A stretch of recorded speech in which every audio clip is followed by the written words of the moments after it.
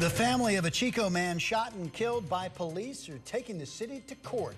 We got our hands on court documents in the lawsuit. And Desmond Phillips' father says he called police. That is the wrong video, but that is Preston Sharp at the State of the Union address. We don't want a second doctrine, a third doctrine, a fourth doctrine. Okay, the Four Pillars does all of that. And President Trump's chief of staff talking immigration and the path moving forward moments after the State of the Union. This is KRCR News Channel 7 at 5. You're watching KRCR News Channel 7 at 5. Get the facts right. The family of a man shot and killed by Chico police filed a lawsuit against the city of Chico and 3 police officers. Good evening and thanks for joining us. I'm Brent Weber. And I'm Allison Woods. Desmond Phillips' father says he called police on March 17th of last year because his son needed help. Police say Phillips threatened them with a knife and they shot him in self-defense. Tonight, Phillips' family is hoping to take the city and the officers involved before a jury, saying they weren't properly trained to handle a mental health crisis. The lawsuit was filed in Sacramento and alleges the officers failed to use de-escalation tactics, even though Phillips' father, David, had told 911 dispatchers that Desmond was suffering from mental health problems. The lawsuit also alleges officers tased Desmond but failed to handcuff him while he was on the ground and waited for the effects to wear off, and then fired several shots, killing Desmond. In June of last year, the Phillips family filed a formal complaint with the city, which the city denied in July. North State Congressman Doug LaMalfa was jolted but is fine following a deadly Amtrak crash in Virginia this morning. LaMalfa was traveling with fellow Republicans to a retreat in West Virginia. ABC's Tara Palmieri has more on the crash and the injuries. Dozens of Republican lawmakers were on board this chartered Amtrak train when it slammed into a trash truck near a crossing this morning. The train partially derailed. Engine 151, engine 58, squad 505, rescue 501, car 508 for a train versus truck. Trash and debris littered the area around the tracks just outside of Charlottesville, Virginia. To have that type of impact at 70 miles an hour without any braking, it was quite a shock. The GOP lawmakers, including House Speaker Paul Ryan, were on their way to an annual GOP retreat in Greenbrier, West Virginia. At least one person from the truck was killed.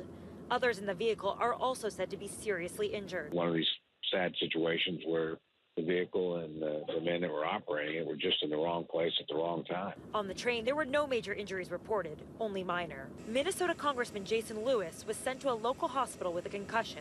I was sitting down, so it didn't injure me as much, but the people that were standing up were thrown down. House representatives and senators on board jumped on Twitter. Oregon Representative Greg Walden tweeting, "We're fine, but our train hit a garbage truck. Members with medical training are assisting the drivers of the truck." The White House says President Trump has been briefed on the crash. He and Vice President Pence are both scheduled to attend the GOP retreat. I spoke with Speaker Ryan just a few moments ago, and they're doing pretty good. The train accident was a tough one. Buses arrived to pick up the members of Congress and take them on to the retreat. And the NTSB is sending a team to investigate. Florida Congressman Neil Dunn told ABC News that he and other lawmakers who are also doctors helped provide first aid after another lawmaker who used to be an Army Ranger helped pry open the train door so they could get out and help others. Tara Palmieri, ABC News, Crozet, Virginia. Coming up tonight at 5:30, we spoke with Congressman LaMalfa moments after the group had been brought to Charlottesville, and he walks us through the moments leading up to that crash. One man was arrested Tuesday after police say he robbed a couple in the parking lot of the Red Bluff Walmart Monday evening. Police said just before 5:30 Monday night, 30-year-old Amy Ball called 911, saying she and her husband Cody had been robbed at gunpoint in the parking lot of Walmart. Couple told police 24-year-old Dennis Paul Womack had asked to meet with the two in the parking lot of Walmart. And when they arrived, Womack walked up to their vehicle and demanded they give him $100. Couple said Womack repeatedly lifted the front of his shirt and exposed a handgun. Around 7 Tuesday morning, Officers from the Red Bluff Police Department's problem-oriented policing unit tracked Womack to the Woodson Bridge RV park. Womack was arrested and is currently being held without bail. And we're looking live tonight, the Sundial Bridge in Redding from our Turtle Bay cam. A nice week to get outside as we are warming up. Meteorologist Rob Elvington joins us now with what we can expect. Good evening, Rob. Good evening, Allison. Redding once again made it up to the upper 60s this afternoon, 10 degrees above normal, but we're just getting started. By this weekend, we're tracking highs in the upper 70s. It's even possible that a few spots will be chasing 80 this weekend. There's a look at the satellite and radar. We're just on the northern edge of this ridge of high pressure that is slowly starting to build in from out of the southwest. So we still have some clouds rotating over the top of this ridge of high pressure into northern California. So that's why we continue to see these passing clouds, but already a very warm air mass building in from out of the southwest. You'll also notice that we have some returns on the radar. Most of this is what we call virga, so it's precipitation that is evaporating before it reaches the ground. But we do have a weak system coming in the overnight hours, and that's going to continue to toss some clouds our way through the day tomorrow, but still expecting some 70s throughout the valley for your Thursday afternoon.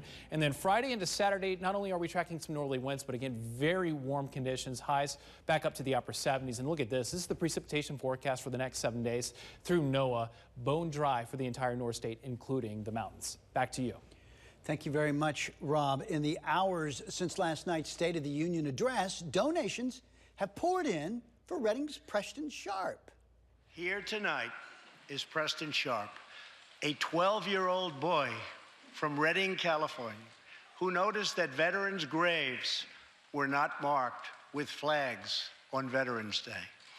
He decided all by himself to change that and started a movement that has now placed 40,000 flags at the graves of our great heroes.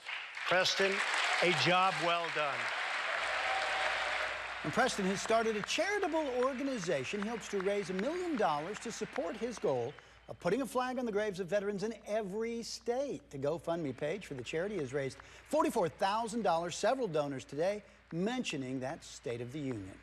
And while Preston was being recognized during the address, we received information about a local cemetery in Redding taking down the flags that were on veterans' graves in the same cemetery where Preston Sharp's grandfather is buried.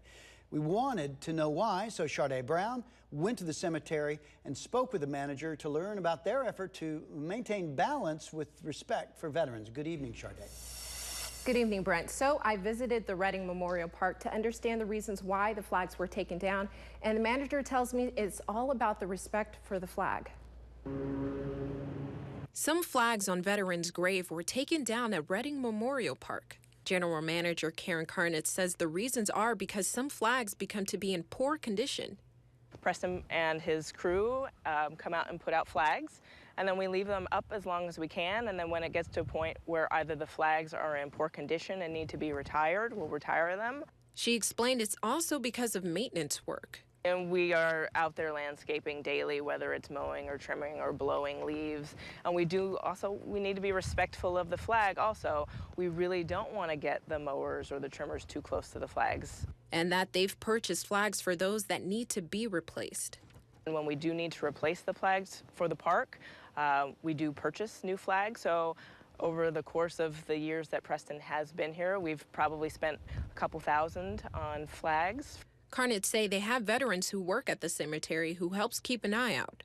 Well, we maintain the flags, make sure they're in their appropriate positions because it's quite a big thing for the community and our country. He says it can be quite a challenge to maintain, but it's all worth it. It takes a lot of work to keep up the park, to keep the flags where they need to be. There's a lot of landscaping involved, so it's an ongoing job, and rightfully so, they deserve it. Karnitz did say that they will try to keep the flags out as long as possible and that it does take a lot of manpower to put the flags back. Sade Brown, KRCR News, Channel 7.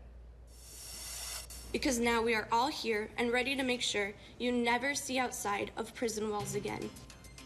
The former doctor for the U.S. women's gymnastics team back in court and hearing from sexual assault victims ahead of another sentencing. Plus, we're learning more about an investigation into the former number 2 at the FBI, and the Justice Department is working to stop the release of a controversial memo. It's next on KRCR News Channel 7 at 5.